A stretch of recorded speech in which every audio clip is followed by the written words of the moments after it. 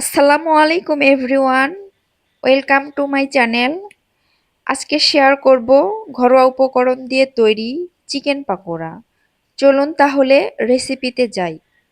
Chicken pakora তৈরি করতে আমি যে উপকরণ ব্যবহার করব চলুন দেখে নেওয়া যাক। এখানে আমি মুরগির বুকের মাংস নিয়েছি হাড় ছাড়া।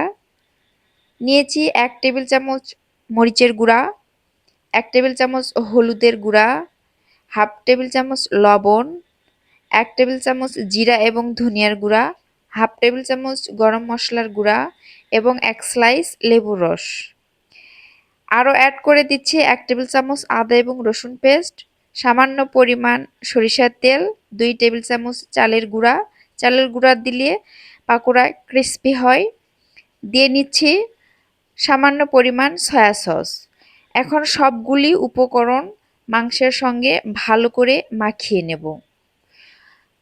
আমার মাখানো হয়ে গিয়েছে। এটা আমি এখন ঢেকে 30 মিনিটের জন্য রেস্টে রেখে দেব।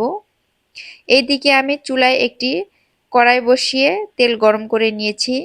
30 মিনিট ম্যারিনেশনের পরে মাংসের টুকরাগুলো আমি গরম তেলে একে একে ছেড়ে দিচ্ছি।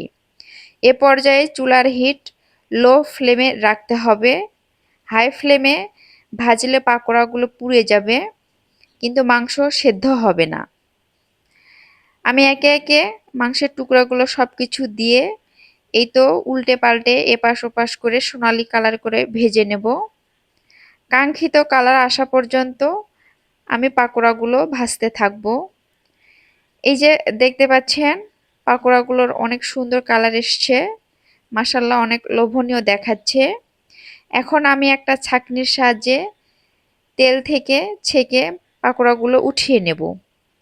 সেম প্রসেসে আমি পরবর্তী পাকোড়াগুলো ভেজে নেব। এ পর্যায়ে এসে একটা কথা বলে নিই, এখন পর্যন্ত যারা আমার ভিডিওটি কন্টিনিউ করেছেন প্লিজ আমার ভিডিওতে লাইক, কমেন্ট এবং শেয়ার করে দিবেন। আপনাদের লাইক, কমেন্টস এবং শেয়ারে আমরা ভিডিও বানাতে অনুপ্রাণিত হই। এই তো আমার পাকোড়াগুলো ভাজা হয়ে গিয়েছে। আমি এখন সব পাকোড়াগুলো উঠিয়ে নিয়েছি, সসের সঙ্গে পরিবেশন করে নিয়েছি। মাশাআল্লাহ অনেক সুন্দর হয়েছে। রেসিপি ভালো লাগলে চ্যানেলের পাশে থাকবেন, লাইক, কমেন্টস এবং শেয়ার দেবেন।